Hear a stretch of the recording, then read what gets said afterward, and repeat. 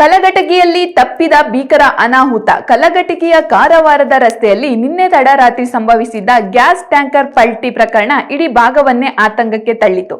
ನಿಯಂತ್ರಣ ತಪ್ಪಿ ಟ್ಯಾಂಕರ್ ರಸ್ತೆಗೆ ಉರುಳಿದ ತಕ್ಷಣ ಎಚ್ಚೆತ್ತ ಪೊಲೀಸರು ಮುಂಜಾಗ್ರತಾ ಕ್ರಮವಾಗಿ ಟ್ರಾಫಿಕ್ ಕಂಪ್ಲೀಟ್ ಆಗಿ ಕಟ್ ಮಾಡಿದ್ರು.